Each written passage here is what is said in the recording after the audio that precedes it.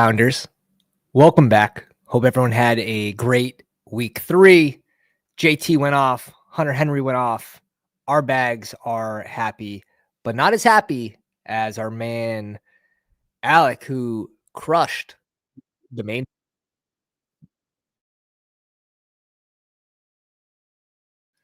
We'll take a peek into that right now. Unbelievable. I think he cleared by 4 points, second place, which is not easy to do with that many people on the main slate. Pretty insane. But he had the scroll of Hunter Henry, and he paired it with JT Mason, who wasn't looking like he was going to be a part of any winning lineups at halftime. But a couple late touchdowns in a game that they were blowing out Cincy, just running out the clock, fell into the end zone a couple times, had some good runs. And he ended up getting there, 116 yards, 2 touchdowns. Nothing in the receiving game, which is, it sort of worries me a little bit going forward, but Aaron Jones missing some games. He's going to be cooking for weeks ahead. Nico, he ends up as our highest owned wide receiver on the slate. We were happy with that late touchdown. But yeah, this is a beautiful thing. And one of the things I spoke about last week on last week's Monday show was, guys, if Daniels doesn't play, like Jalen Hurts is the only elite QB on the slate. So you have Hurts, and then you have the 50.5 over under for Chicago versus Dallas. We had a couple Caleb teams, but man, he was going pick 16 as the only elite on the slate. Daniels doesn't play. Super easy spot to go Jalen Hurts, and actually to correlate it with AJ Brown, just due to recency bias. People getting hurt by it.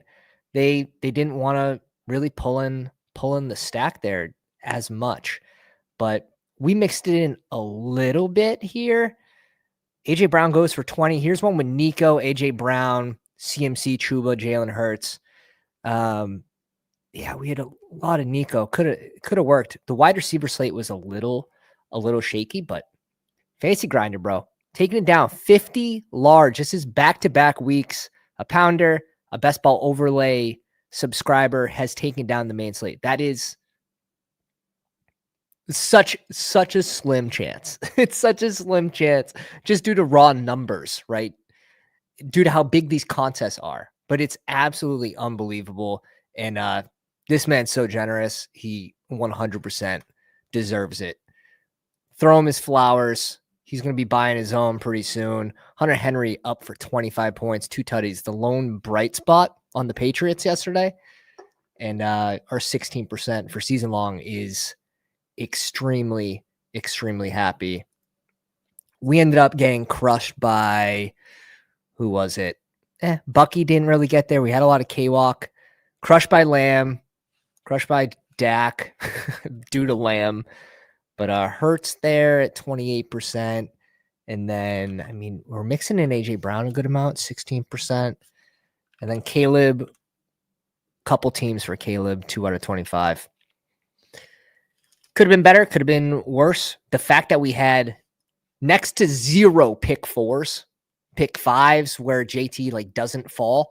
We had next to, I think we legitimately had 0. We had 0 JT, and not due to fades, but just due to where we were drafting. And that was, it was amazing that we were able to just lose like $100, which we made back with some pick'ems, boys. I was feeling the pick'ems. They were giving me free picks. UD giving me free picks. You can't do that. First off, you know better than to give me free picks, because I just do funny shit like this where we just take swift unders. we just take swift unders with it. The rushing attempts, this line went to 13.5 from when we locked it in, which is a huge deal. And then Lamb, RIP, but this was more of a leverage pick, taking the under here. We had him at 79.5 for the over. That was a tail for, here's the 79 over. Gets rescued. The rushing attempts, and then even the rushing yards was a pretty big smash. was a pretty big smash. When we locked it in, it was 56.5. We take the under. He goes down to 50.5. It went back up to 51.5, but he didn't even clear that. And that was in a game script that was positive for DeAndre Swift. Like, CeeDee Lamb goes down. The Bears are playing with the lead for most of the game, and those lines still didn't hit. Like, that shit was free. That shit, you may as well give me, it was 2 free squares. It was 2 free squares. All right. Maybe before the recap, we'll just take a quick peek into the bags. I don't want to do anything too crazy. We do have a top 15 team in the BBM race, which is pretty sick. You know, this isn't someone that's posting this stuff on after Thursday night when you have 40% of one team that plays. This is, you know, after the majority of the games are done. And then also we have Derrick Henry live and Zay Flowers live as well. So we're looking forward to tonight's game. We'll see if, I'm assuming we move down, even if those guys go off. I would think a team behind us would gain more points, but you know, you got to stay modest. Look at the amount of teams that we advanced for our late window drafts. Our last 12 drafts from 130, 139 to 150, 1, 2, 3, 4, 5, 6. We're advancing half. We're advancing half of those late window drafts that we did. I'm going to be doing a lot more at the end of the season next year, man. A lot more. I mean, even here, this is crazy. Like, this is crazy. That's a good chunk of my teams right there. But this is a good looking team. We're sitting in 16th, not 15th. We must have got bumped after a little stat correction. Bryce Young and Caleb. Little light at QB. We take the injury on Najee, which is sort of whatever. Javonte, Jalen Warren, Aaron Jones, whatever. Sucks. But James Cook and Derrick Henry can definitely get us there with those 4 until Jones gets back. AD, Troy Franklin, Luther Burden, Rome, Zay Flowers, Tet, and Puka, Gesicki, Sanders, and Henry. It's a fun-looking squad. Are we going to gain? Let me see. Are we going to gain points from these guys? Why doesn't it show you just the week 3 scoring? I said just week 3. All right. It's showing a cumulative, which is sort of annoying. But Derrick Henry and Zay still to go tonight. Pretty interesting. But yeah, it's cool to have teams in the fight. That's all. We have a couple high-scoring teams over 420. So it's funny. Like, the sweat is like, I wouldn't even regularly look at it, but since it's BBM, it's a leaderboard. Pretty cool. I remember the Puppy 4, Puppy 2 last year had the same thing where they had the regular season sweat and there was 220,000 teams. And like, you're going from top 10 to out of the top 100 one week back in. We ended up finishing like 14th or 20th. And shout out to Steph Shorty. She also finished in the top 100 in that contest as well. And again, like $600 from a puppy draft on a regular season prize. It comes down to luck. That shit's all luck. Like, let's be honest. Let's be honest. 2 out of 5 biggest boards. We're creeping in a couple of these. We're in the fight in some of these bigger boards as well. 3 out of 4 war rooms, 47 big boards.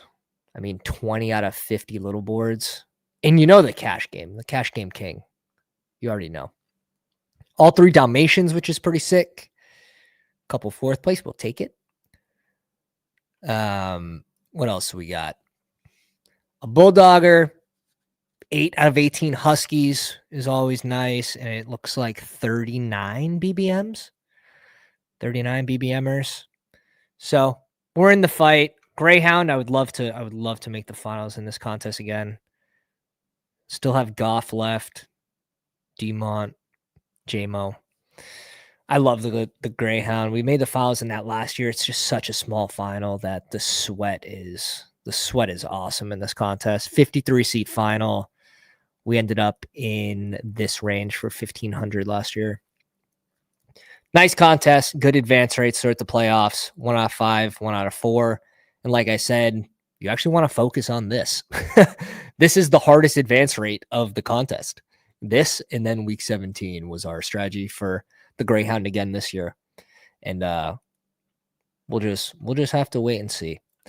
But let's get into the recap, fellas. Hope everyone's having a good day. If you guys are just joining me, go down, slap the like on the live stream. Alex in the house. Charles, what's up, baby?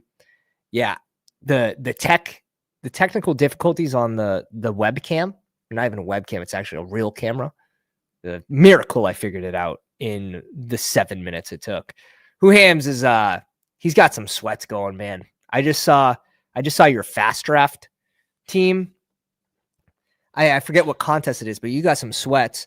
And if you guys aren't over on fast draft already, it is so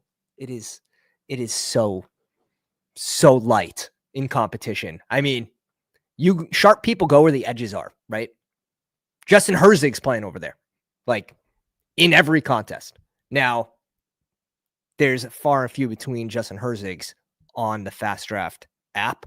I'd get over there before more sharp people start getting into the mix there. But I mean, we entered their DFS style contest and we went 3 for 3 in the cash. So it does seem very soft. But fast draft, promo code Pounders, all caps. You get a deposit match, I believe, up to 50 over there. And we had another pounder take down the victory formation too. Like, let's not disrespect the victory formation finish as well. Results, drafts. Oh, it wasn't the victory formation. Which one was it? The extra point? It was the extra point. A BINKS a BINK. He got his horns. Hunter Henry, Jalen Hurts again. This one with Bijan Mason. Smaller contest. You didn't need nearly as close to the nuts. Hey, and here's our bro as well in the live chat coming in third. So you boys are too sharp, man. You guys are too sharp. You guys can come on here and teach me a lesson or two. That'd be extremely helpful. It'd be extremely helpful. Yeah, JT's cooking. We had 13 or 14% BBM and wish we had more. Obviously, but shit. 13, 14% will do. JJ McCarthy out. Yeah, I mean, did they look better? Without JJ McCarthy? It was kind of a weird game script that so many defensive touchdowns. Can't really draw too many conclusions just yet, but we'll see what's up for next week. Usage here for the Falcons. Ray's running a ton of cardio these days. You know, one of the picks that people liked for the eliminator, but what's he doing for you? Like, he's just not, he's not doing much. He's not doing much. Yeah.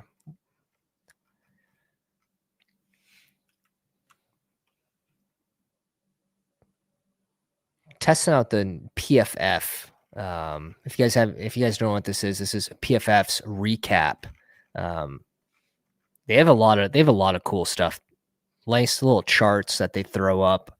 But yeah, I mean, he had 5 targets. It's just, yeah, it was a tough day. It was a tough day for the Falcons. The boys could not find the end zone to save their lives.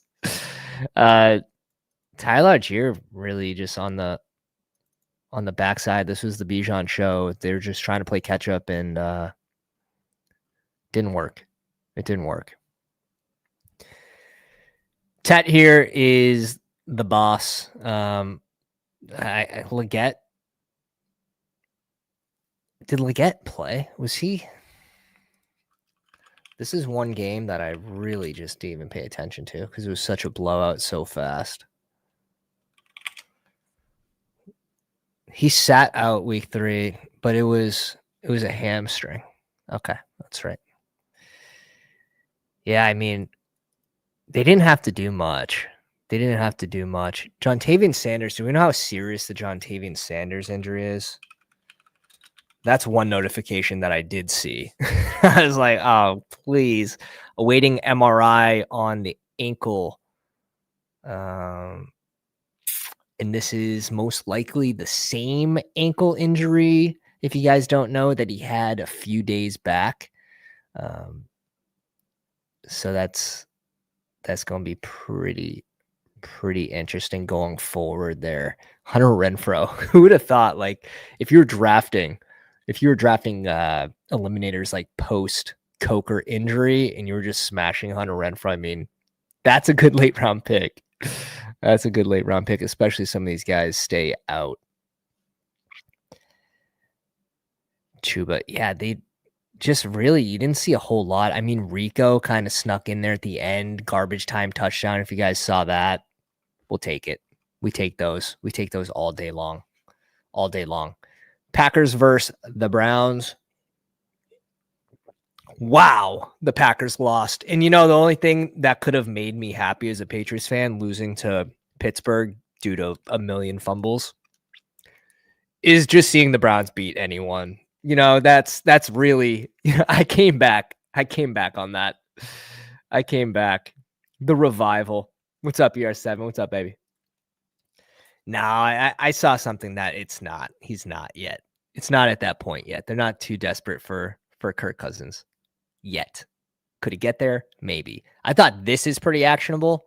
I mean, you have Wicks with 45 snaps, Golden with 47, Dobbs with 59, getting 2 targets. Routes run, I mean, he's right up there in the mix. This was a free piece.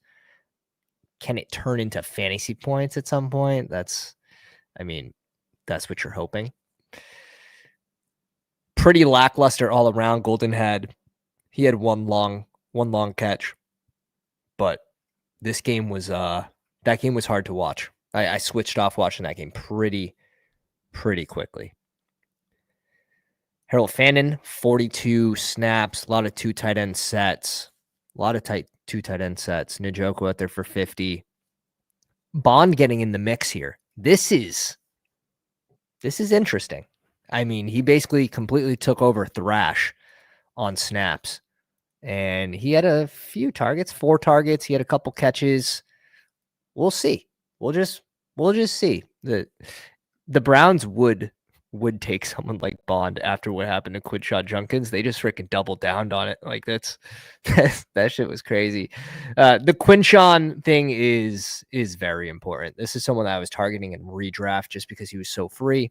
We ended up with 11% in BBM, which I'm happy with. We drafted some of that early, a lot of it late, just due to high upside, right? I mean, even if he was going to be suspended 4 to 6 games and you're getting him at pick 150, 160, this is someone that used to go at pick 70.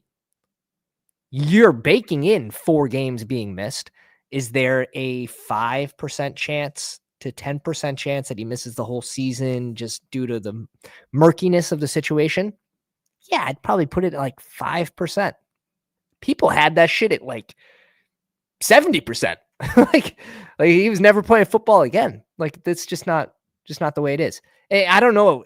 Can he still be suspended? And even if he does get suspended, since the case was dropped at that point, that is when everyone should have started slamming him. We started taking him at 120 to 125. His ADP was 150, and we slammed him. We slam. It looks like he's the dude, like right away. Dylan Sampson, congratulations, boys. Whoever got you on the Sampson Slappy train, you guys won week 1.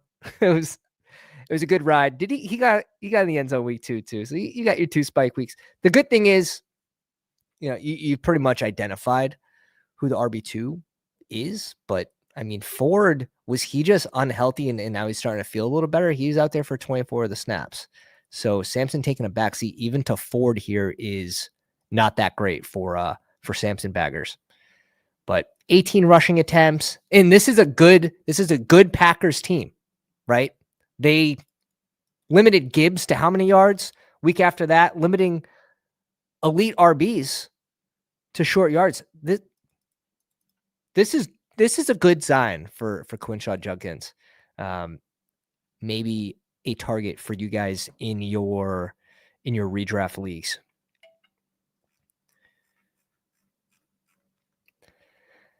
Houston Jags. Oh my God.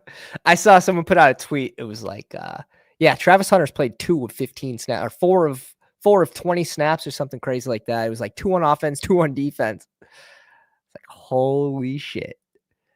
I mean, I know, and it was obviously something we spoke about, is T-Law turned BTJ into a pumpkin. And a lot of the narrative was, well, that was early into his rookie season. He came on later with Mac Jones. That's sort of the trajectory that's normal for a rookie wide receiver. Sure, we'll give him that. Oh my God. Where would you be drafting BTJ today? where he'd be behind Devontae Adams at this point. Like it's pretty ugly. It is pretty ugly. Pretty ugly. Parker Washington getting some run, but yeah, Parker Washington ran more routes than Travis Hunter after Brown goes down. Tim Patrick getting in the mix. Parker Washington had 10 targets. He had 10 targets. BTJ had one good catch though. I will say there was one clutch catch. He's having a problem with drops. There's multiple issues going on. It's not just Trevor Lawrence, but the combination of the two, it's not ideal. Not ideal. 2 catches, 55 yards, no tutties. Not doing enough. Not doing enough for you. Not doing enough. But yeah, T-Law also very, very lackluster. Very lackluster. No touchdowns, 1 pick, 220 yards. Brutal. Absolutely brutal. And we get a touchdown. We get some life from Nico Collins. Really good sign for Nico Collins. The running backs, you're getting some sort of gross mix of inefficiency from Nick Chubb, which is expected. He's like the Gus Edwards. Like you need him to score a touchdown to get that 12 to 13 points. If he scores 2, he might get you 17 or 18 on like the nutted day. But Woody Marks getting some run, 6 attempts, 9 attempts for Chubb. It's just kind of ugly. The fact that Chubb had three targets, 3 catches for 2 yards tells you all you need to know. Tells you all you need to know. Christian Kirk getting in the mix here, returning back from injury. Jaden Higgins taking a back seat for now. I mean, this is bad. Like when you start seeing Xavier Hutchinson getting snaps over the rookie, it's early, but you want to see this go down and these go way up. 11 targets for Nico, 8 catches, 104 yards, a tutty. Great day, especially on that slate. Christian Kirk, 8 targets. Okay, there's something there. Tight ends, Schultz. I mean, 6 targets. Not bad. We'll see what happens. Everyone figured like the Stover thing, but ran cold on Stover. But Schultz, yeah, he was one of those late round picks like every single year that's like just it's hard to click because they use a mix, but we'll see. Bengals versus the Vikings. We already sort of covered this one. This was just like an absolute dumpster fire. And then Dallas saw, they saw the Bengals give Chase a carry. So like, oh, here you go, CeeDee Lamb. Here's a carry. Tough. That shit was tough, man. That shit was tough. Resurrection BTJ, ADP 40 sounds about right. And Travis Hunter, outside the top 100 picks, I would say outside the top 100. I'm going to take a quick peek because I don't remember how much we ended up with in BBM. All contests, I want to say it was pretty low. 4.5% Travis Hunter.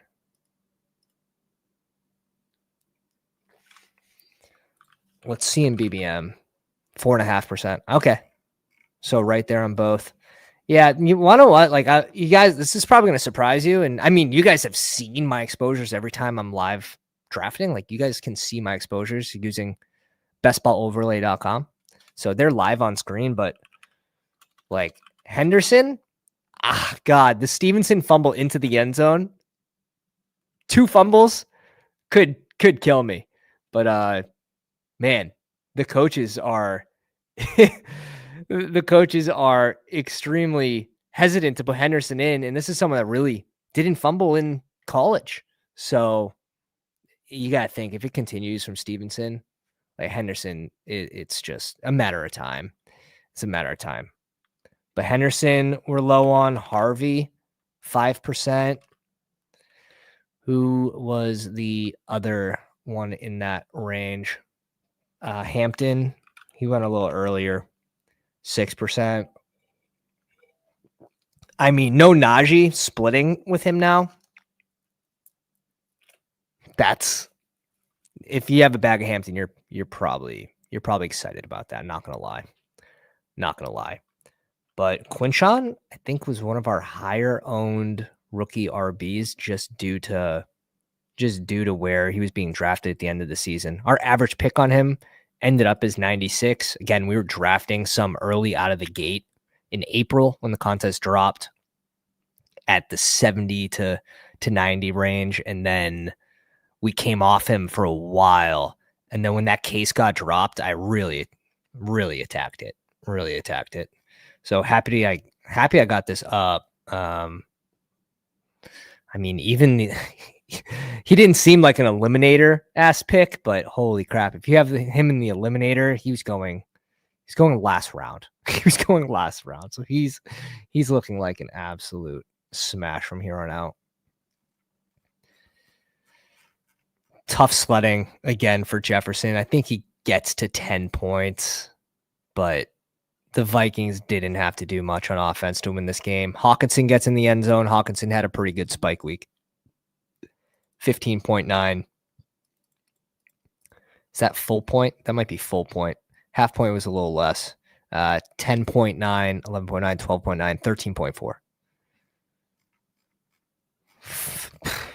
PFF showing the full point PPR. What is this? Bush. This is Bush League.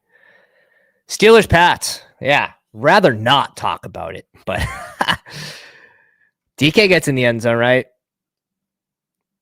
DK gets in the end zone. Calvin Austin had a day. What an ugly game on both sides. Really ugly in the running game. I mean, Kenneth Gainwell getting the only rushing touchdown. Jalen Warren ending up with 13.1, but that is full point. So minus 2.5 there. Yeah, Warren, I mean, the signs are looking really good for Warren Bags. I wish I had more of Warren. 9.5%. 9.5. We're over field, but not by much. All right, snaps for Diggs looks like it's going up a little bit. Demario Douglas, 5 targets on his 22 routes run.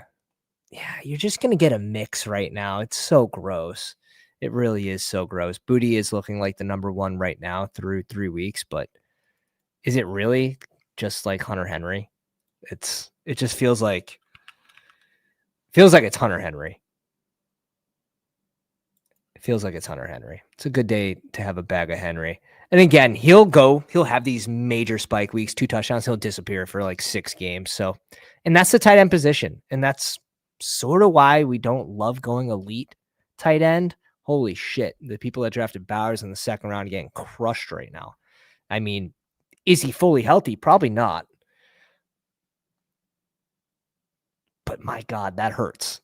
That's like BTJ bad right now. Trey McBride got into the end zone yesterday, so maybe not as bad on that front, but Bowers who ended up with 6%, McBride 6.8. And I want to say it was much less for Bowers in all contests. I could be wrong, but if we go to all contests, 6. Dotted. But yeah, Pats, running backs. Stevenson fumbles twice. What do? We give the ball to Gibson. And then Gibson fumbles. Crazy. Absolutely crazy. You know, people are pulling their hair out and they're sick of it. I don't blame you guys. It's tough to watch. It's tough to be a fan. It really is. Yeah, the running back usage was just, the fourth quarter, they're like, all right, Travion, here you go. Here's the ball. Like, geez. So we'll see. You're going to find out a lot. You're going to find out a lot about the Patriots running back room in the next game. Are they going to have Stevenson starting? Is Stevenson going to lose, even if he doesn't fumble, is he going to lose some of those carries?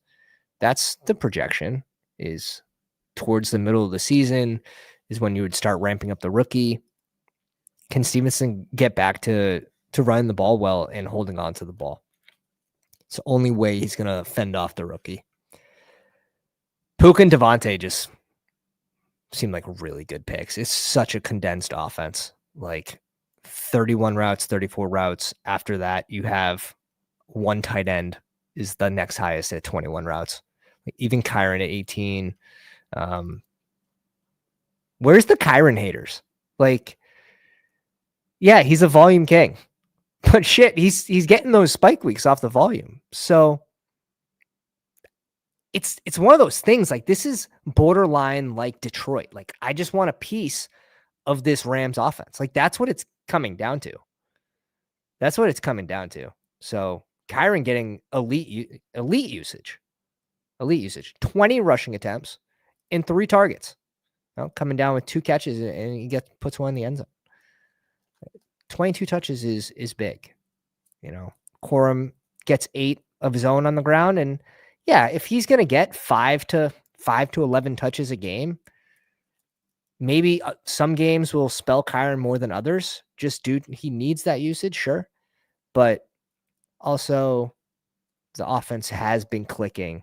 The Rams are looking good. It's funny that they absolutely blew this game, though. And I would have probably preferred that Philly lost. You have a higher chance of them needing to play week 17. I think so. So we'll see. AJ Brown had his spike week. Devonta Smith also had a good game on his end. Barkley, they really stopped the run here. 18 rushing attempts, 46 yards. They said we're going to shut down the run, and they did that. And they made Jalen Hurts throw, and I was excited to see it. I was like, oh shit! Halftime, they're down 2 tutties. Like, Jalen Hurts got to throw the ball. Everyone's like, oh yeah, like it's over. Like, they can't do that. They can't play from behind. And then what did they do? They come back. 100 yards for AJ Brown, 60 yards and a touchdown for each of them. 8 catches for Devonta Smith, 6 catches for AJ Brown here. And then Goddard ended up playing. He played a full game, 61 snaps, 10 points, had a touchdown on 1 catch, 33 yards. That'll do. Tyler, what's up, baby? Big week for BBO. Back-to-back weeks, taking down the main slate is incredible. It's incredible. And you guys could too. Jets, Tampa Bay Bucks. The Bucks really wanted to lose this game, or they just wanted to keep their fans on the edge of their toes. Like, it was a nice finishing drive by the Bucks to put the game away, but it didn't have to be that close. You should not be struggling against the Jets, especially when you have Tyrod Taylor. I'm pretty sure he threw a pick 6 pretty early into this game too. So they couldn't really get, from what I remember, Bucky going. Mike Evans gets hurt. He throws his helmet. It's a hamstring, obviously. Egbuka's sort of banged up. We'll see what his practices look like this week, but he was questionable going into this game. He ends up playing a full game here, but they're thin. This team's thin. Does Godwin make an early comeback week 4 just due to the state of the offense? You could see them bring him back maybe a week earlier than they typically would just due to how light they are right now. But Baker getting it done. 44 rushing yards. He's giving you a steady base of like 20, 25 rushing yards a week. Really nice, actually. Really nice. It seems like Emeka's just scoring every single week too. But Bucky, 25 rushing attempts for 66 yards. Oh, shit. Jets did a good job stopping the run here, but 4 catches for 33 yards, sort of saving his fantasy day in a way. Gets up to 11.9 because that's full point. Emeka didn't score in this one. Mike Evans had the tutty, but if I had to bet, Emeka's putting one in the end zone next week. He's putting one in the end zone next week. You know what? We have to cover the Jets as much as I don't want to. Like, Garrett Wilson had a pretty big spike week. You know, I feel like he was on note, and like none of the teams that I looked at for battle royales this week, like in any contest, I didn't see a Garrett Wilson team, which he had a great game. He really did. 19.4 was the total for half point. Alan Lazard getting up there. It's so ugly. Like this is your receiver core. Like, I'm sorry. The fact that this was a game was crazy too. Breece Hall, 9 rushing attempts, 21 yards. I mean, sort of getting some through the air here, but yeah, I mean, just the running game was pretty lackluster. Braylon Allen, 6 attempts for 30 yards, certainly much better than 9 for 21, but didn't seem like they wanted to establish a run here. Only 15 attempts. Colts versus the Titans. Hey, Danny Dimes had a punt. Danny Dimes had a punt. Danny Dimes set the record for most drives without a punt at like 19, was it? The record, like out of any other quarterback that's played football. He has the record. It's good. That's good. Oh God.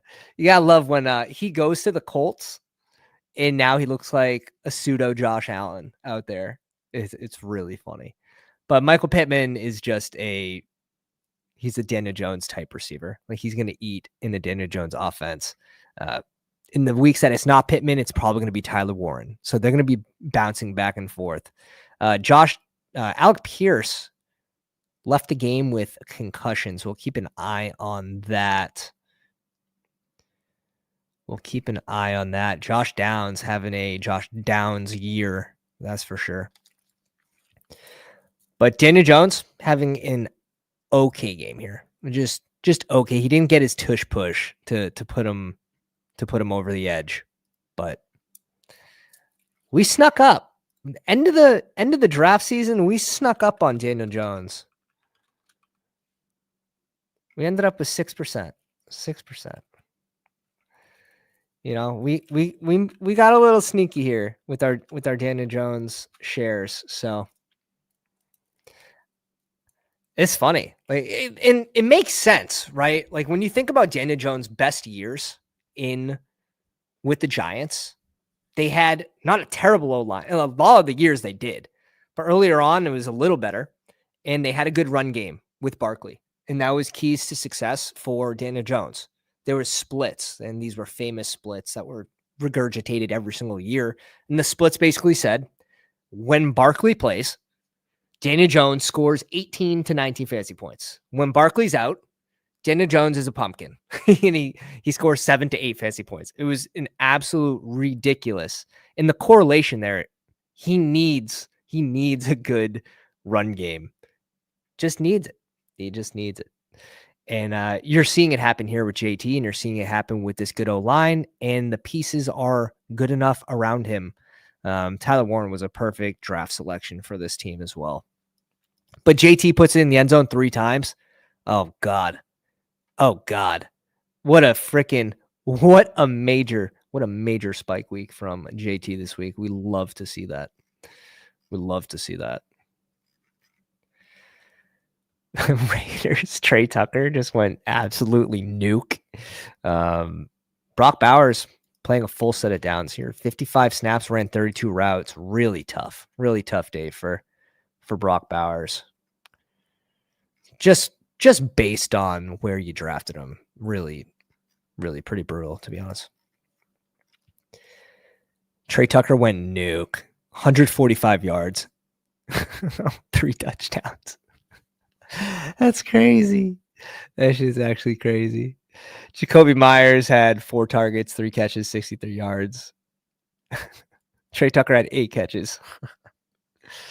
What's happening? What is that? Great. Like that's the Trey Tucker thing is like exactly what you're thinking. Like, maybe like, I don't know. This is like prime Tyler Lockett numbers with Trey Tucker's putting up right now. It's pretty funny. Washington it looked exactly like you thought it would with Marcus Mariota under center. And I mean, Mariota had a pretty decent game from his standpoint. He gets in there in a nice little no one's open, runs into the end zone. He played as well as he could. Just the wide receivers here,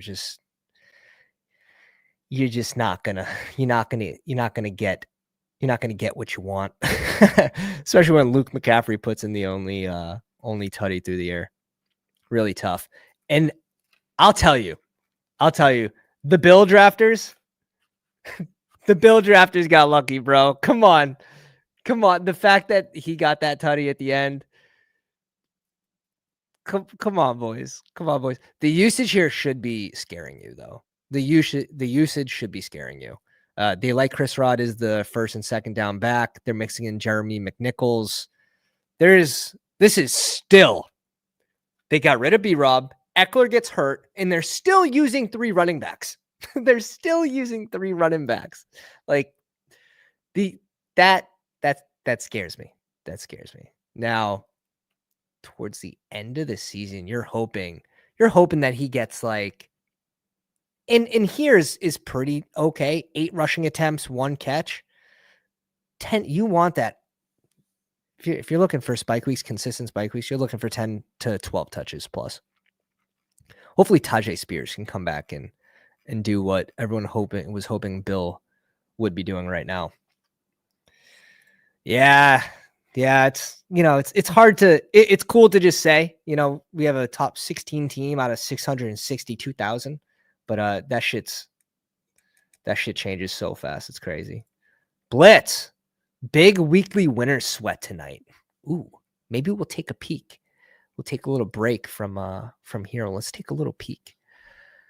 Live, Bestball. Yeah, we're crushing. This is for tournament play, mainly tournament play. This is so far ahead. It's crazy. Our limbs are looking good too. We're going to finish anywhere from 12 to 16 out of 20. Let's have a peek. Oh, at the top, dude. You're at the top like that. You're at the top, separated by 12 points. Who's your biggest team you're sweating right now? I'm sure you've looked at like the top 25. Obviously, this one with Gibbs. And he starts getting points after what, 10? 10's the flex. So he gets Gibbs points after 10. That could be if you get a massive. Oh, and he has Zay Flowers. Interesting. So Zay Flowers would start earning points after 15 if Gibbs goes over 10. Yeah. That is some separation you have there, though. That is some freaking separation, brother. Best of luck, dude. Hold.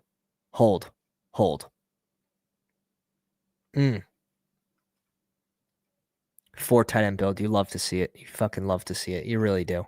You love to see it.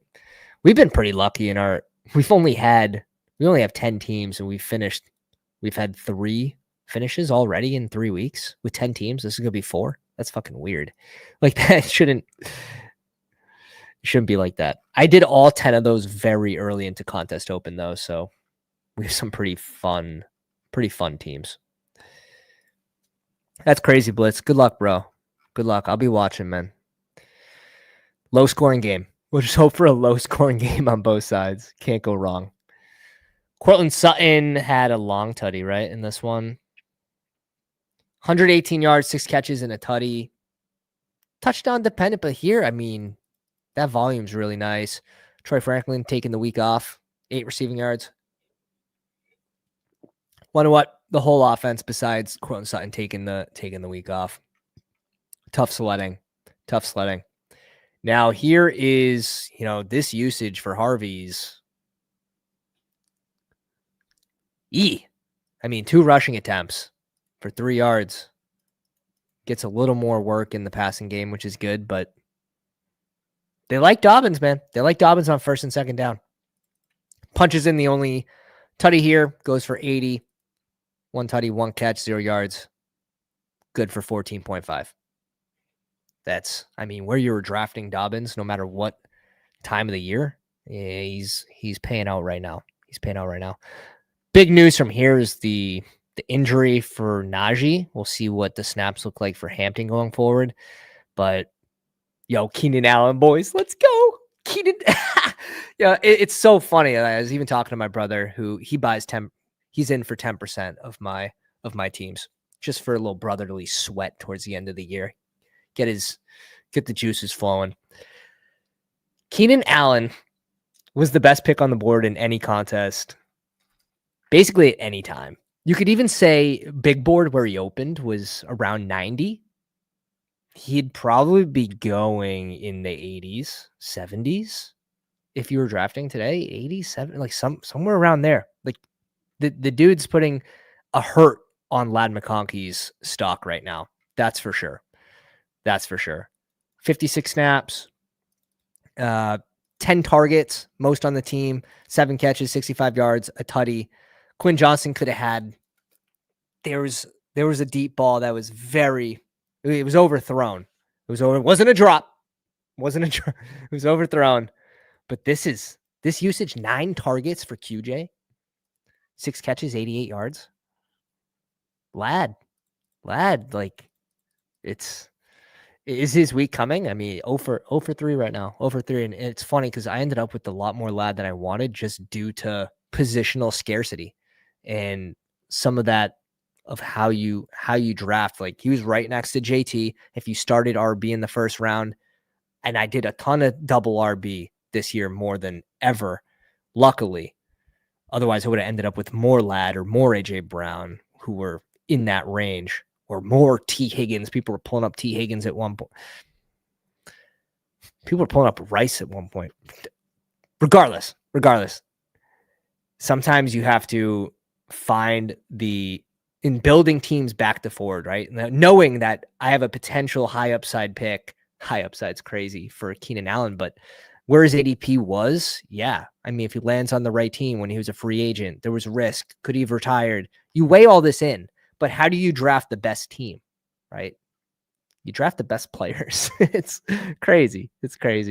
JT was a smash all year round in the second round. But right next to Ladd, you're going to have someone that has a super high advance rate and then someone right next to him with a very low advance rate. It's going to be interesting. Hampton getting the majority here. He gets in the end zone. So he's already starting to spark up. 19 touches, 6 catches. These are the weeks. If this is continuing going forward, Hampton's juiced. Like he's absolutely juiced. the fact that Najee can't spell him for even like 30, 35% is like all systems go right now. Really is. It's all systems go. 21.8 points for Hampton. Good game script for the run game there too. Olave, I mean, we could talk about, his first look percent on targets. You could say all these fancy stats about him, but at the end of the day, like, you catching the ball 10 times for 57 yards. The offense is just very lackluster. So until this offense can sort of find a groove, I mean, Juwan Johnson's like the only one getting there based on ADP right now. Shaheed had one spike this year, and Olave's had better games, but it's pretty ugly. This is what you expect it to look like though, right? A team that is expected to finish last, 32nd out of 32 teams. So we'll see. We'll see if Tyler Shuck's season is coming. They put him in at the end when it was an absolute blowout on the last drive. Kind of mean. Kind of mean. Advancing 21 of my 44 Keenan Allen BBM teams is crazy. Absolutely crazy. And that's actually probably a pretty good exercise too. So go on BBM DB. Shout out to Pat Donovan for the amazing work here. Absolutely love it. You can do stuff like this, and this is just a good example of some of the shit you can do. You can see your top teams here. You can go over here. You can go to James Conner. 13%. 13%. Pain. One of our top James Conner teams too is so sick. Yeah, I think it's this one. Daniels Murray, James Cook, Connor, Charbonnet, Ollie Gordon, Tyler Algier, Woody Marks, Neighbors, AJ Brown, Debo, Josh Downs, Shaheed, Keenan Allen, QJ, Goddard, Earth, Sanders. Like such a sick team. Yo. I still think it actually could advance, but it needs Charbonnet back like ASAP. I'm happy at least it's only 5 teams advancing out of the 39. It's pain. It's pain. The James Conner injury. We knew it was going to happen, but season ending this early, fuck. That one sucked. Torrey Horton having a day, running one back, and then scoring one of his own on Big O. 3 catches, 32 yards, 1 touchdown here, 1 on special teams. JSN, 5 for 96 and a touchdown. Cooper Kupp, lackluster. Expected. K-Walk gets there. Obviously, the usage you were expecting to be pretty elite. 17 touches. They got extremely lucky with the 2 touchdowns. He had like 2 touchdowns on like 10 yards. It was K-Walk drafters. They lucked out here. They definitely lucked out here. What Darnold end up with? Nathan, 16.7 fantasy points. Decent day, 2 touchdowns, no interceptions. Pretty good day from Darnold's standpoint. All right. This is where it gets bad. CeeDee Lamb goes down early, changes the whole game script. Of this game. Instead of Dallas being in it or ahead, they're playing from behind with no one on offense. It's really, and even the Javonte, I don't know, it wasn't even fucking fumble. It was just taken from him. It was just ripped from him while he was standing up still. And he still had a decent day. Like Javonte's here to stay. I hate to say it to, everyone who faded, but he looked pretty good. Besides that one fumble, he looked pretty good. The receivers, and this is where it's such a fragile offense. If Pickens got hurt or if Lamb got hurt, very fragile offense. Like they look like shit. You're expecting that. Pickens had his little crash out on the sideline, expected. CeeDee Lamb, the good thing is he said he feels like he can play next week. So Don't trade him in your at-home league for fucking Keyshawn Booty. Jake Ferguson, 14 targets, 13 catches, taking the over-the-middle stuff, 82 yards. Obviously, it's inflated due to the Lamb injury. But I liked him on the slate anyways. Just they couldn't get down the field with Flournoy. Tolbert, it's just tough look. Caleb looks good, guys. He's starting to cook in this Ben Johnson offense. 4 tutties, and I mean the Dallas defense is a joke, sure. And Caleb didn't hit every single pass, that's for sure. But he is looking better. I mean, almost 300 yards, 4 tutties. Swift blows. It's just like Swift sucks. 13 rushes on the ground for 32 yards. He had a couple explosive plays, but far and few between. One was in the pass game here, 45 yards, 3 catches. Receivers, Burden gets there. Roma Dunze gets there. DJ Moore gets there. They all score their tutties. Luther Burden had the long catch on the day. Rome scoring one early. Definitely could have had 2 this game. And Colson Loveland had 1 long catch, and then he went out with an injury. Cole Kmet gets the 4th touchdown on the day here. We'll see what Colson Loveland's status is going forward, but Kmet season would be crazy. It'd be crazy. Arizona Cardinals and the 49ers, no one wanted to win this game from what I saw. Zay Jones getting a shit ton of run here, which was part of my worry about Michael Wilson, but Michael Wilson's still getting his 49 snaps.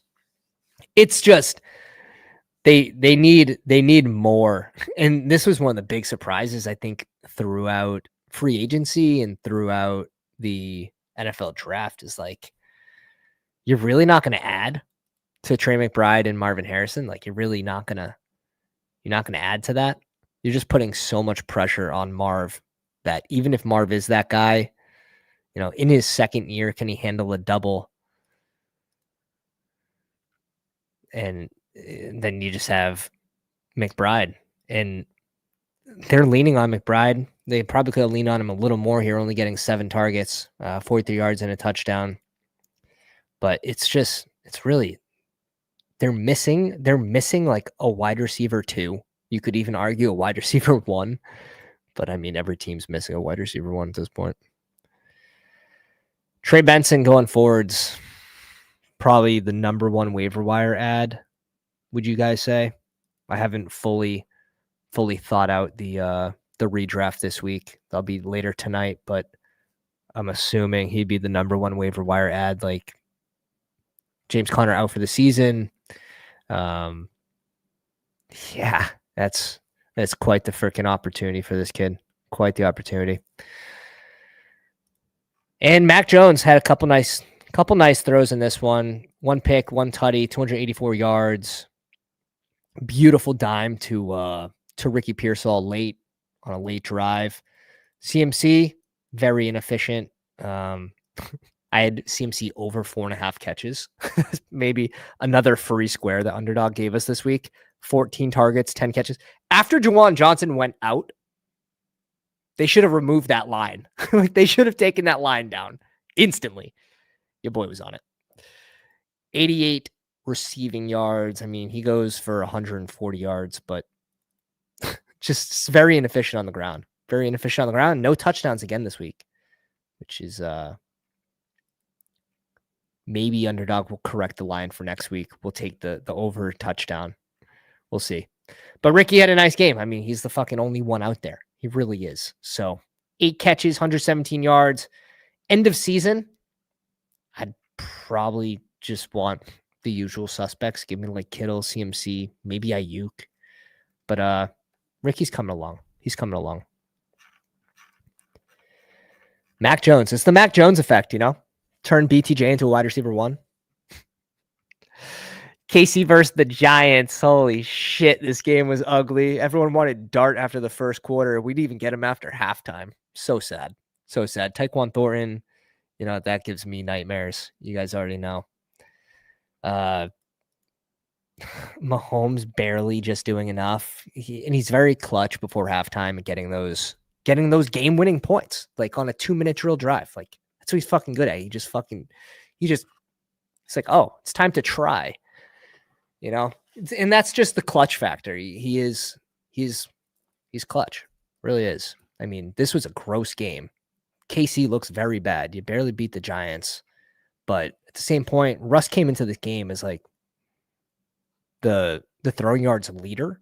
So you gotta give credit to the defense too. This is just the running backs are just not doing a lot here. 10 for 45, 10 for 34. Hunt gets the only touchdown on the ground. It's very gross. It's very gross. Tyquan Thornton having the biggest day, 5 catches, 71 yards, a touchdown. Juju Schuster still playing football is crazy. Hollywood just pretty lackluster. And even the Kelsey under yards was a freebie too. It was like set at 50.5 or something. Freebie. Giants, a little more interesting because of how uninteresting it was. Neighbors had 0 catches at halftime. It was fucking crazy. Crazy, especially after last week. Like, what in the world are we doing? Neighbors 5 targets. I think that's wrong. I want to say he had like 6 or 7. Oh, I believe this might be a mistake. 13 receiving yards on 2 catches. Jeez. Crazy. But the lone bright spot you can get from this is Cam Scat. Cam Scat, 10 touches, 60 rushing yards, puts one in the end zone, and Russ is a dump-off machine. 8 targets, 6 catches, 61 yards, 121 all-purpose yards, and a touchdown. Okay. Oh, okay, Cam Scat. We see you, boy. We see you, boy. It's probably another one of the top waiver wire ads this week would be Cam Scat. And it's probably Cam Scat over Trey Benson if he's available on your waiver wire, which he might be. So that is definitely worth a look.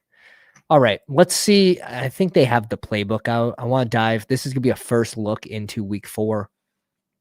We're able to dart last week a lot of the early strategies. And then if you guys aren't already YouTube members or Patreon members, we give our little favorite scrolls, favorite quarterback stacks, all that in a little secret channel called the CSV Expos on Discord, where we say, hey, with K-Sharps being held out of practice Wednesday, I moved K-Walk up my rankings a decent bit. I'll be monitoring his practice schedule. But for now, I'm mixing in K-Walk a decent bit because he could be the biggest riser on the slate. And you get that information 2 days before everyone else does, and you're able to draft the biggest riser on the slate. Did it hit? Yeah, you had like 17. It definitely didn't hurt you. But yeah, you get some nice advantages in here, boys. You get some nice advantages in here for sure. Caleb up here, scrolls, number 1 scroll. Sheesh. Yeah. Sometimes we get lucky here. Is playbook. Ooh, Battle Royale is out. Let's go. Let's dive right in. Let's see what we have. We have the Bestball overlay up, which helps you with your combinations. There's no tracking combinations on Excel. Live as you draft, and you can upload them every single draft after it's done to get the newest, your newest exposures and combinations live on the screen.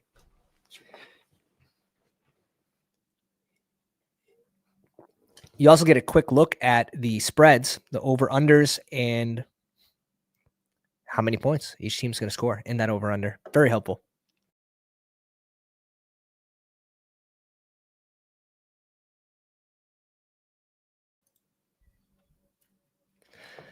+4. Come on, boys. Jump on in. Water's warm. The water's warm. So what I like to do right when I jump in, first slate of, first draft of the day, I try to identify where the weaklings, where's the weak spots? Where is it light, right? It seems pretty deep at quarterback. Just an initial look, very deep at quarterback. Josh Allen versus New Orleans is interesting. I'm not going to have 0 Josh Allen, but maybe taking him as he falls.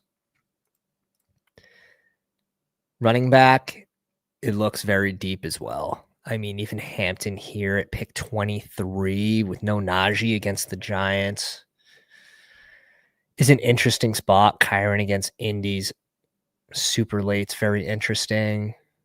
Shout out to Pete Pond. Shout out to Mario. What's up, boys? See Money in the house as well. What's up, boys?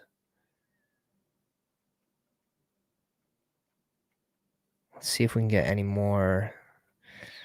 Kamara versus Buffalo is a tough one. But he's like one of the later guys. Quinchon against Detroit. It's just they could be out of the game by halftime. They're expected to put up 18.5, lose by 9.5. Kemsky against the Chargers might be tough. I just don't expect the Giants to put up too many points. I mean, right now he's a last round pick. He will rise up, guaranteed, especially with Tracy most likely out next week as well. Yeah, expected to miss time. So Cam Scout will definitely rise on this slate for sure.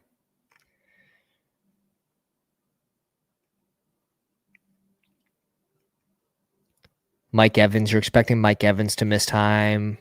What could be interesting is if Godwin's live. I mean, even if he does play week 1, I probably would make the bet against him spiking big enough to make an impact in BR. So I think I would still, if I want a Tampa Bay piece, it would be a Mecca.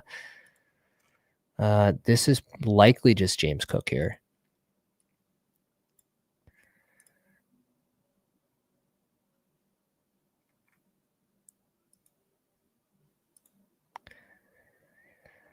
Tight ends, you have Bowers, Warren, Kelsey, Kincaid, Henry, Laporta. I actually don't mind last picking Laporta here. We haven't seen his game tonight. Gibbs probably would have been my next pick here.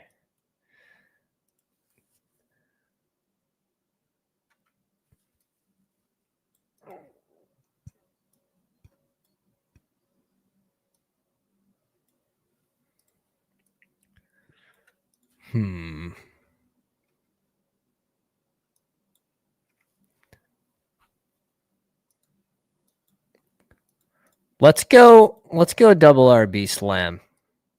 Let's go Barkley bounce back and James Cook here.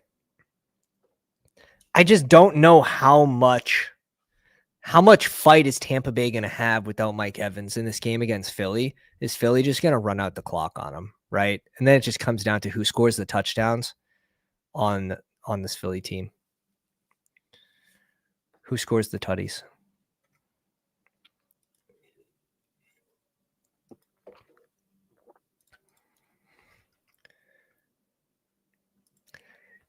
Yeah, I mean his floor rises. His floor rises. Does his ceiling rise with Evans? We got to see. Like, can he? He's going to be double covered, I would think. He's definitely going to be. He's going to be shadowed to some extent.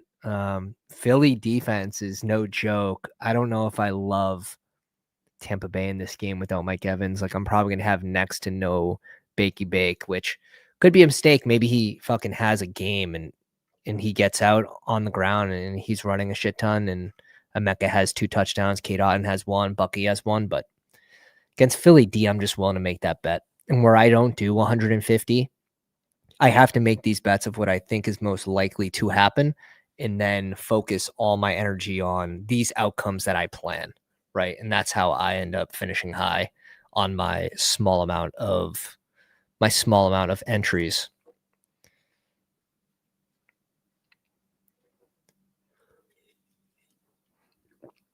Like last week when Jamar Chase finished as the 101, we had Chase at the 101. We basically completely ignored Hunter or Derrick Henry that week. You know, you get multiple things right just like that. And it's like, okay, you just got rid of 1/6 of the teams, you know.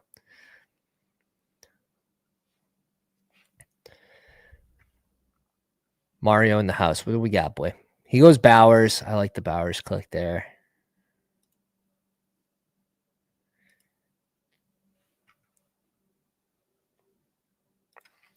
I'm doing anywhere from like 25 to 35 right now, but I'm doing like the third and longs. Yeah, that was a neighbor's click for sure there. That was a neighbor's click for sure. We can't go RB.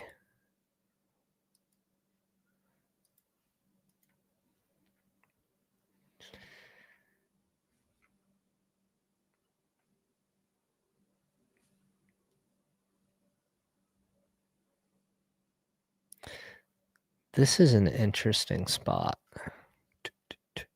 Because I actually do like Devontae Adams against Indy. It does sort of feel like you need one of these two guys. Quinn Johnson's actually a very interesting, super interesting last round click here too. I'm going to have some weird Herbert teams on this slate. Can guarantee it. But it does feel like you're going to need one of these Rams pieces against Indy.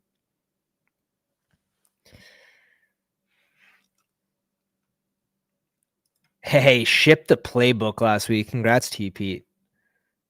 Beast. You guys are beasts. Yeah, the smaller field stuff, the fullback dive, $25, 5 entry max, the victory formation, the $20. So I'm usually doing about 10 to 20 on the main slate, depending on how much I like the slate. It's like usually 15 to 20. A light week would be 10. And then I'm doing all the other 3 entry, single entry, 5 entry max. I'm not doing like the cover 8. I'm not doing those. The 5, those have 10% to first place. I prefer the contest where it's like 20% to first.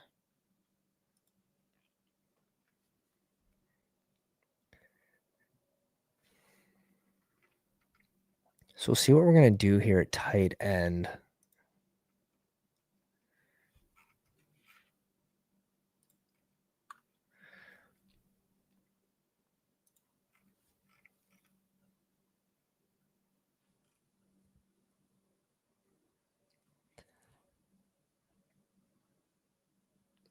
Yeah, we're not going to really have we're not going to have a really sexy game stack in this one, which is okay. Is anyone going to be drafting Trey Tucker? Like, is anyone going to be trying to follow what happened last week?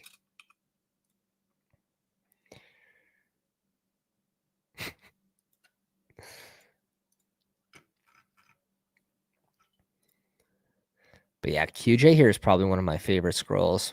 C money, please, please, please, please.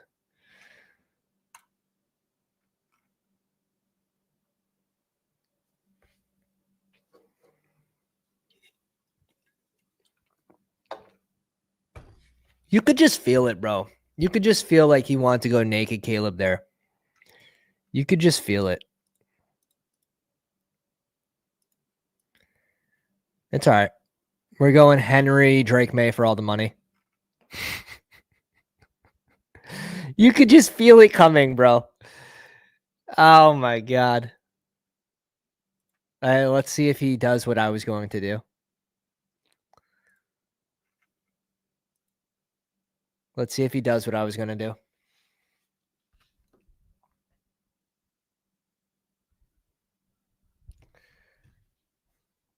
My buddy just texted me.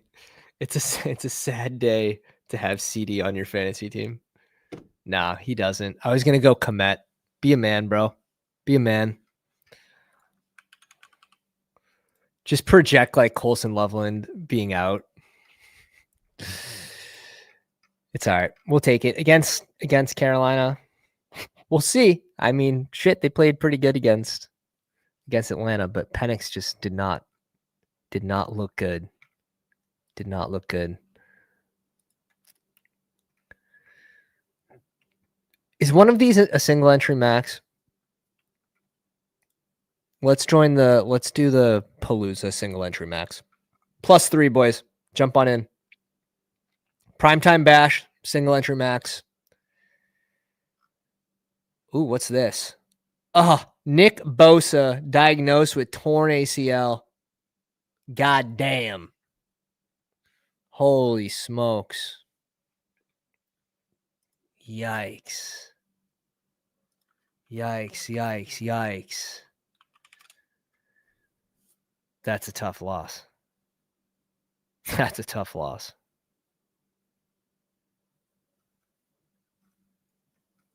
Wow. All right, T. Peter. Oh, great. Here we go. Here we go, boys. The boys snuck in. The boys snuck in. What do we got here at QB? I'm good with any of the 4 QBs. Who's gonna end up with AJ Barner? That's basically what this one comes down to. Who's gonna end up with AJ Barner?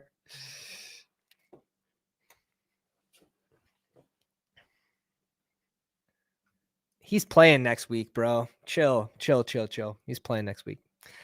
That dude plays through pain. If we learned anything last year, he plays through pain, unless it's week 17. Then fuck your fantasy football. That's basically it. High ankle sprain for Lamb. We'll see. Did it come out yet? Because he said he felt like he could play on it next week. That was the last I saw.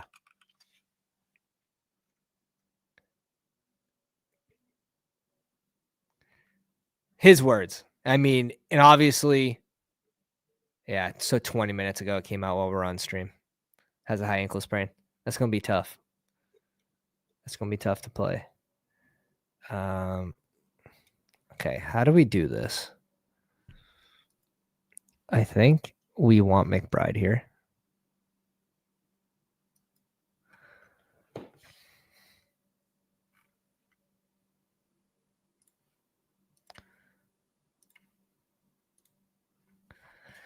I think we want McBride.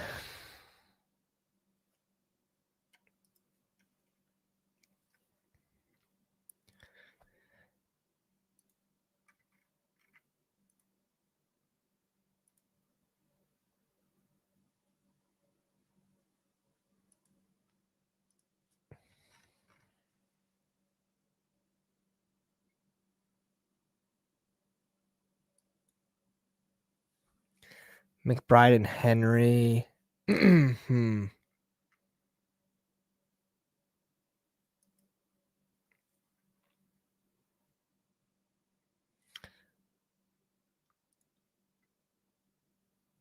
Let's go McBride and Henry here to start. Let's go McBride and Henry. T. Peter just salivating.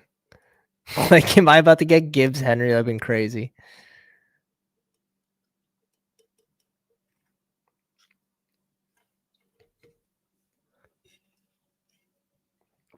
Who's going to end up with AJ Barner?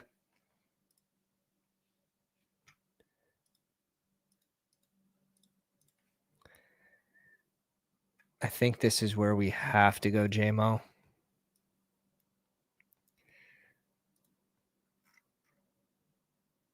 Just have to.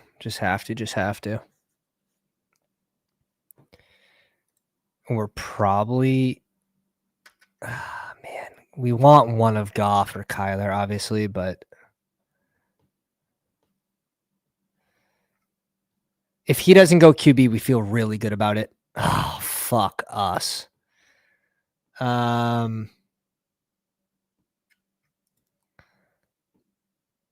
Seattle. It kind of is what it is.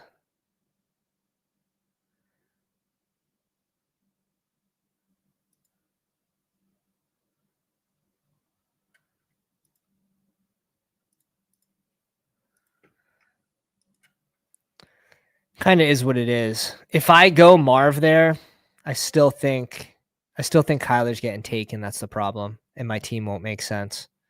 He's going to go Marv and then Kyler, which we planned for. And then we're going to go Torrey Horton here. So we're going to play the other side. We'll still have this game stack.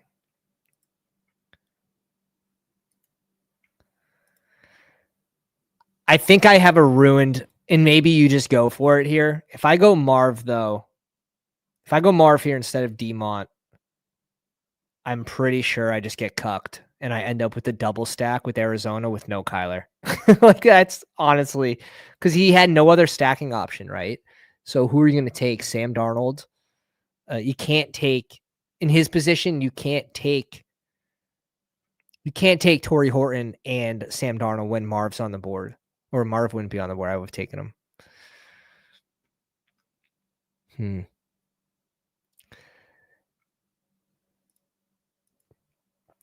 We'll see. Definitely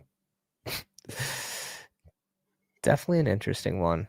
I don't mind getting the two Detroit pieces. We get a way to leverage Lamar. If you go Flowers too, Flowers obviously a bet on Lamar.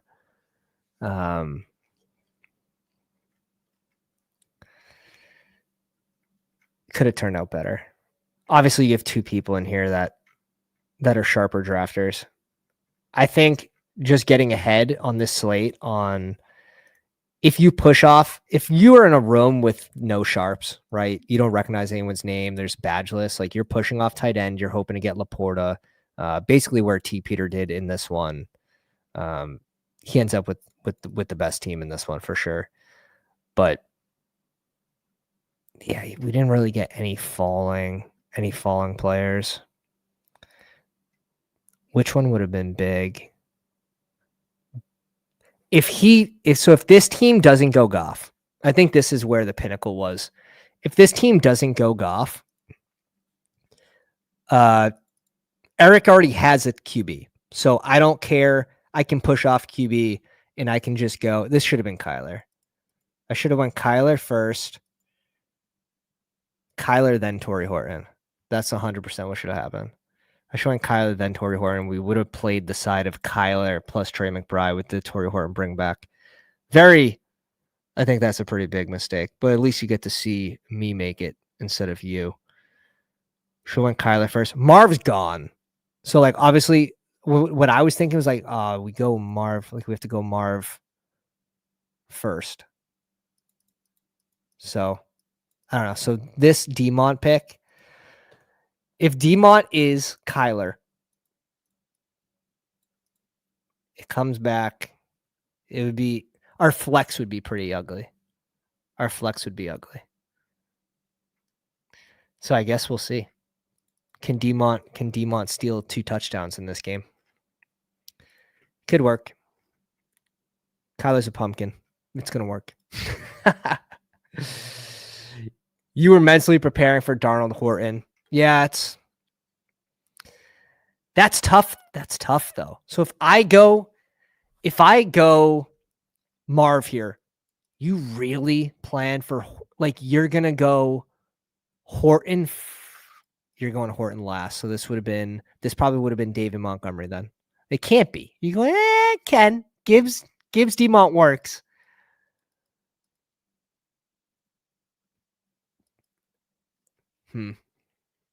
I didn't trust you. BBOC, what's up, baby? Good to see you, man. Good to see you. Yeah, and 5-6 makes sense. Who would you have gone here? Because obviously there's a drop off. Would you have gone the double stack Detroit running back room? Because that's probably highest floor, highest ceiling. All right, let's do one more of these. Let's take another look at this slate. Fresh set of eyes. Here we go. Couple blinks. Maybe none of you guys got in here with us. Even better. We get the 2 spots, something different. And I don't see any of you freaks. Nah, people do that, man. People go the double RB in Detroit.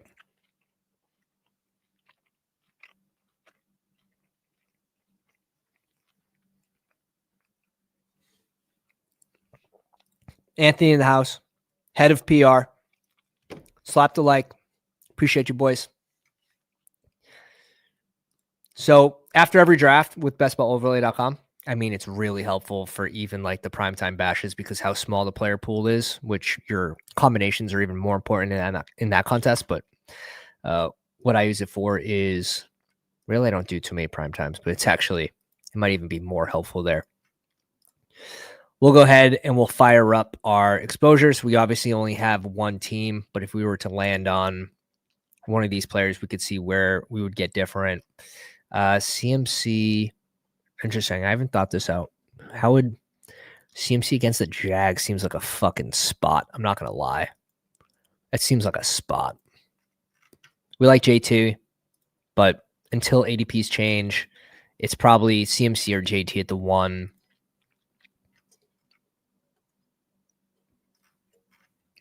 Wow. JT going at 4 here. Seems like a gift. Puka here at 5.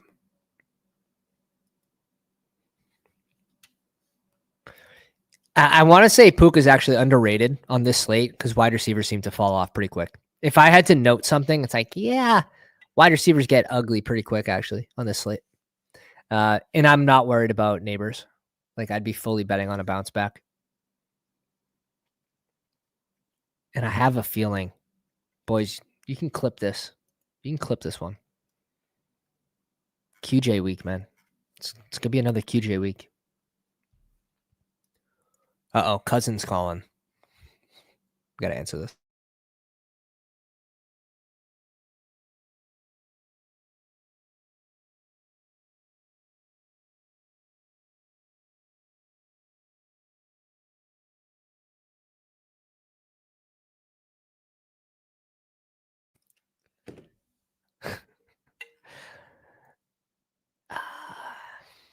I want to try 2 of these.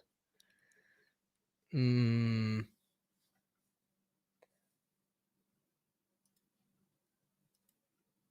think Baltimore. I feel like Baltimore is going to blow out KC. And KC has a pretty good run D, but I just feel like they're going to be on the defensive a lot.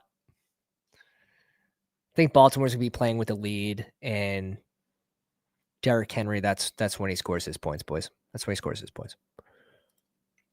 Let's go Monroe here, pick 14. We'll just take the ADP values on all 3 players. We'll take the ADP values on all 3.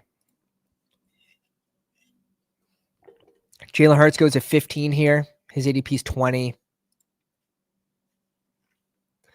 That's the crazy thing. He was the only elite on the slate last week, and he went at like pick 15, pick 16. This week you have 3, and people are willingly taking them in the second round. Very, very interesting. Very, very interesting.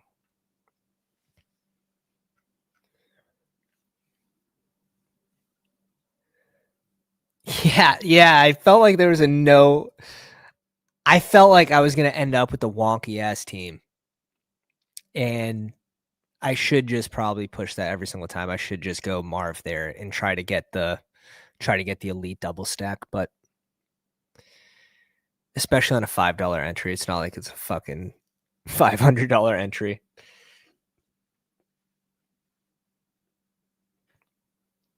But quarterback points are also just so interchangeable.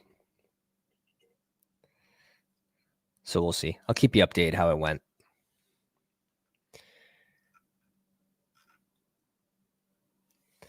TP cannot donate to the stream when he takes it down. Oh, shit. Yeah, Hampton goes at 20. Gibbs, Barkley, Devontae Adams. We had a very similar start. We went Cook, Barkley, Adams. Oh, yeah.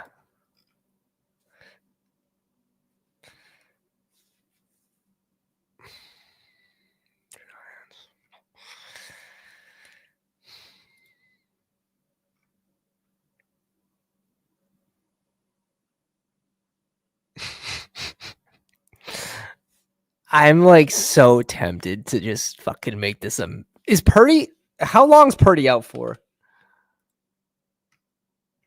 Officially out for week 3.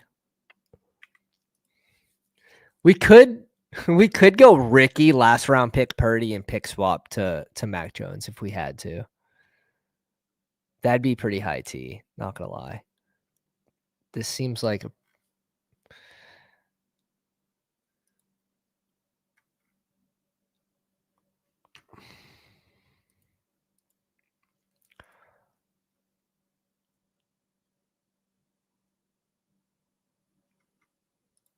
Knee restricting lateral movement. I mean, that's definitely not great.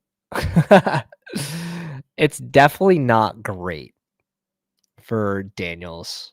I mean, even if he does play, right? Let's say he gets on the field, he's probably not going to be running the ball as much, which kind of takes away from his elite ceiling. If he does play, he will rise up on the slate for sure, but let's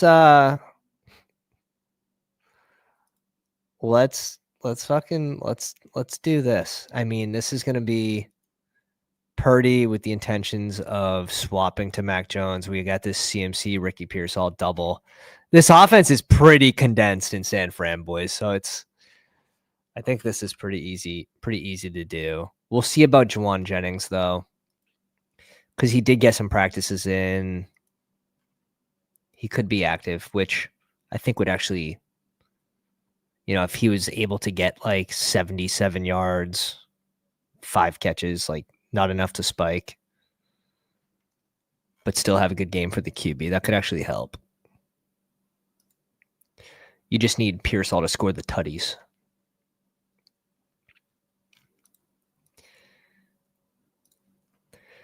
Herbert. So maybe when we get a neighbors team, we set up the Herbert back stack with QJ. Could be a double stack with Hampton, especially with the amount of catches Hampton was getting. How many targets did he end up with? I think he ended up with 8 targets, 7 or 8 targets, 6 catches, 59 yards. So I think there's actually some double stacks in play there.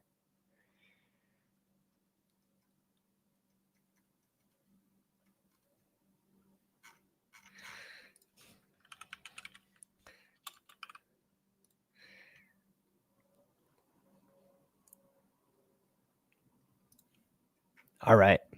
Yeah, attack the Jags, D. Why not? Amon-Ra St. Brown against Cleveland. We just took the ADP values early. I'll go through. I'm probably going to rank the first 2 rounds, and get some different combinations of players I like. I want to take some stands in the first 2 rounds as well.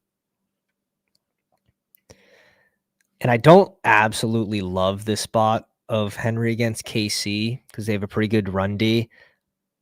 But if they can get a lead early, which I think they can, you'll see a lot of Henry. And eventually he just breaks one. I don't think Lamar's really going to suffer driving the ball against KC.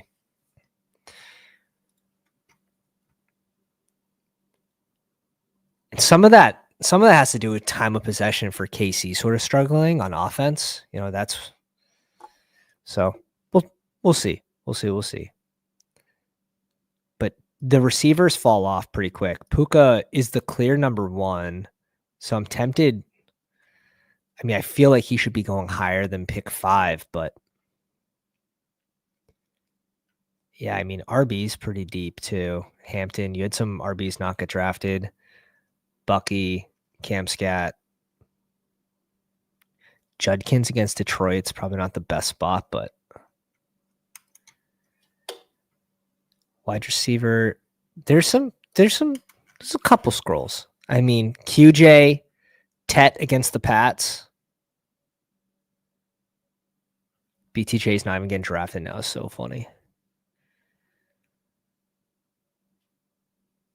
But this is sneaky, 46.5 points. Jags versus San Fran. Nick Bosa out for the season.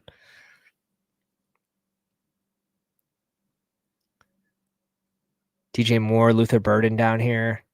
JMO down here. We'll see what happens tonight. No one's taken Trey Tucker yet. All right. It'll happen. We'll see it. You got Chase what worked last week. Pittman. I mean, this would have been a pretty good score. I mean, he's had a couple good weeks, but it's kind of where you figure his ceiling just about is, besides on maybe the nutted game of the year. Debo, if Jaden Daniels can come back, I think Debo would be a really good piece. And we'll see about Terry and his injury as well, with the quad. But if Daniels wasn't able to run as much, Debo in the game script has to be better this week. If Daniels is playing, Debo might actually be a really nice piece. So like you guys start to think about like if you guys doing the 12-team drafts, like who are these late values that I can pick up? Especially for like dog bowls. Who's going to be that guy in this range?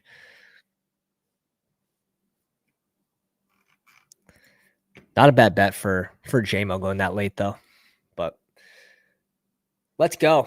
Happy Monday. That's it. Hope you guys enjoy the rest of your day. I'm going to be drafting in the Discord later tonight. We'll see. Maybe we get back on live tomorrow. We do some third and longs or fullback dives. But that's it for today. The recap, the bag check. If you guys didn't see earlier in the video, appreciate you guys coming out. Slap the like on a live stream on the way out. Check out bestballoverlay.com. Link is in the description of the video. Link is in the live chat. The biggest edge in best ball. Back-to-back BINKS on the Battle Royale main slate on Underdog for $90K. Appreciate you boys. Stay sharp. Pounders.